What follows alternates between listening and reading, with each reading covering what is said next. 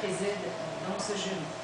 Alors, pour vous expliquer un peu le mode de fonctionnement, M. Vakaramoko va présenter environ 30 à 40 minutes les résultats de ses travaux. Ensuite, il y aura des questions de la part du comité d'évaluation. Et à la fin, je vais vous donner l'opportunité, donc, à l'auditoire, de poser des questions si vous le souhaitez. Donc, voilà le mode de fonctionnement. Donc, M. Diaby, si vous souhaitez, vous présenter.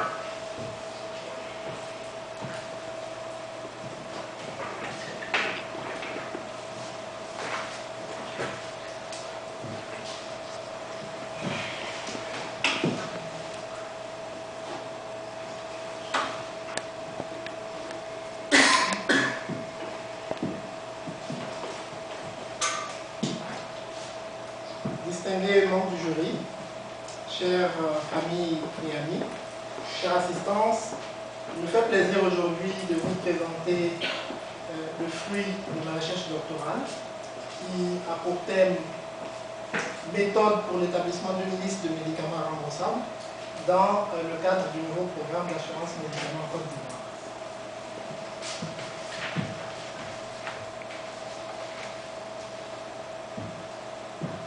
Le plan de cette présentation s'articule autour de 2 points. Le premier point, c'est une introduction générale à la thèse. Et le deuxième point consistera à s'appesantir sur les points saillants en fait, de cette recherche doctorale. Mais avant, permettez-moi de marquer un petit temps d'arrêt sur les dédicaces.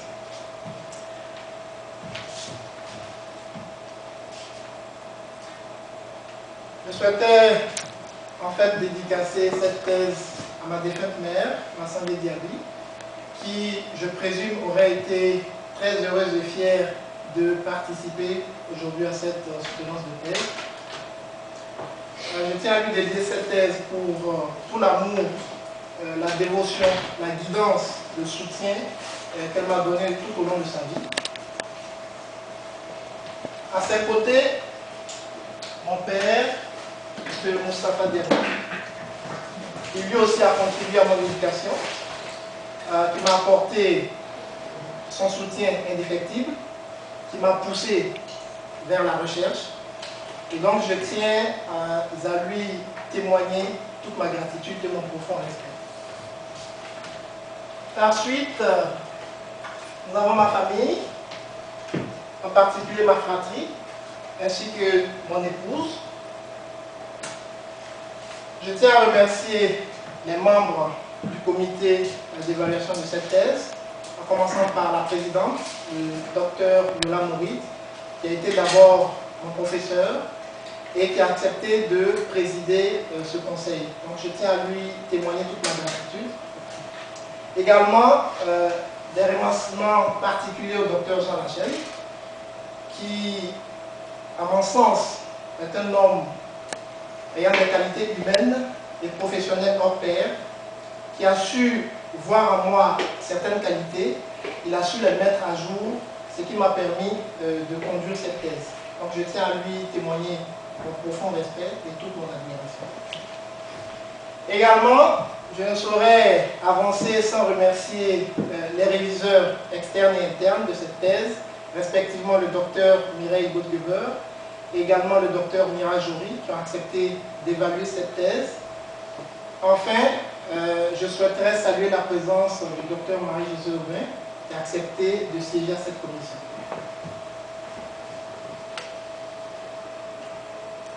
Au titre du comité aviseur, je souhaiterais remercier le docteur Claudine Laurier pour avoir fait un suivi serré de ma thèse, ce qui a permis d'arriver à cet objectif. Je souhaiterais remercier le gouvernement de la Côte d'Ivoire qui m'a apporté un soutien financier. Et également remercier les membres de ma famille ici présents, dont certains ont fait le déplacement depuis les États-Unis. C'est dire l'importance qu'ils accordent à cet événement et également par ricochet à ma personne. Donc je tiens à les remercier. Je souhaiterais remercier également mes amis qui sont présents ici, et ceux qui n'ont pas pu faire également le déplacement, l'assistance, et également le professeur Henri Diakapou, qui est consultant au niveau de la MUGFC, qui a mis à ma disposition son expertise et m'a facilité l'accès à un certain nombre d'informations au niveau de la MUGFC qui ont alimenté différentes sections de ma thèse.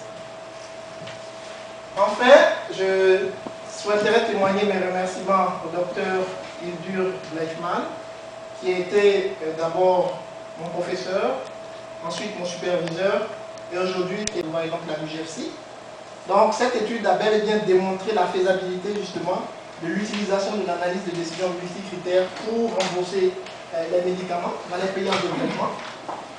Également, dans un contexte de restriction budgétaire, cette méthode pourrait être très utile dans la mesure où nous avons ciblé des traitements qui, on va dire, touchent des pathologies de santé publique, donc prioritaires. On est dans un contexte d'urgence et qui, en même temps, permet d'avoir un processus transparent et systématique. Ensuite, l'utilisation de cet outil, elle ne se limite pas, n'est-ce pas, à la construction d'un formulaire.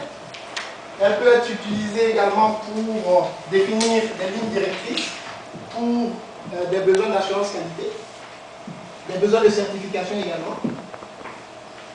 Donc, pour résumer tout ça, on pourrait dire que l'approche utilisée dans cette recherche est une étape, n'est-ce pas, importante dans la transparence et l'optimisation de l'allocation des ressources financières dans le secteur de la santé, tout en répondant aux besoins sanitaires de la population.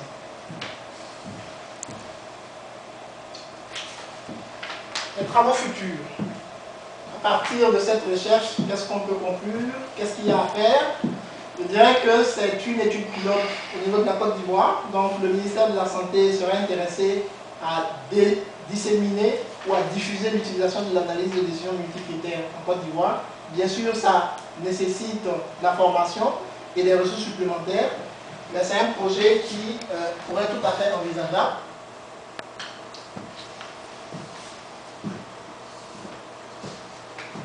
L'application de l'analyse des décisions multicritères est actuellement en vogue, je dirais. Cependant, il y a des questions qui restent à être investiguées, à mon sens. Donc, je voulais partager en fait avec vous quelques points qui pourraient justement être des points de débat. Il y a un besoin, à mon sens, d'identifier des critères pertinents et universels. On peut faire des applications locales, mais on a besoin d'avoir des cadres conceptuels, des lignes directrices pour encadrer justement l'utilisation de cette technique. Il faudra identifier également des sources de données, puisque l'addition de nouveaux critères nécessiterait, n'est-ce pas, des sources de données fiables pour justement alimenter les modèles utilisés. Également, il faudrait sélectionner une méthode d'hésitation appropriée en fonction du contexte, en fonction de l'objectif. Donc on a plusieurs méthodes d'hésitation, des méthodes directes comme des méthodes indirectes. Également identifier un échantillon approprié de répondants. Bon, on se pose la question, les professionnels de la santé dans le cadre de la Côte d'Ivoire, les patients ou la société.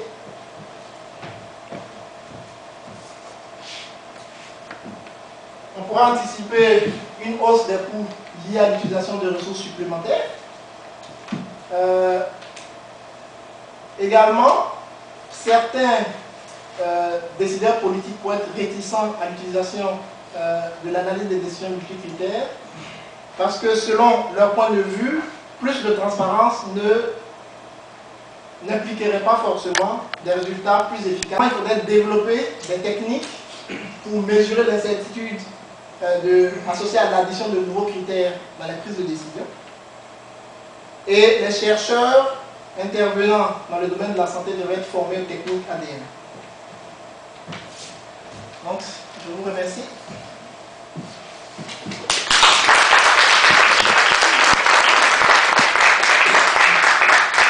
Merci beaucoup. Donc, on va procéder maintenant. En tant que présidente du jury, j'ai le plaisir de vous annoncer votre très grand succès dans ces travaux, autant dans la thèse que dans votre soutenance de ce matin.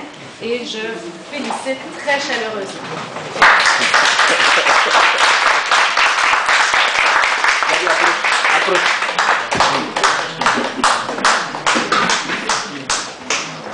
Approchez les membres du Non, regarde les New York là, ils sont terribles. Ils sont terribles. Écoute, ça c'est le cocktail à l'occasion pour Diaby Vakaramoko. Ici avec ses professeurs, ses maîtres, c'est les gens qui l'ont été aujourd'hui. Voilà, ça se passe bien, tout le monde est là, tout le monde est en train de s'amuser. Ok.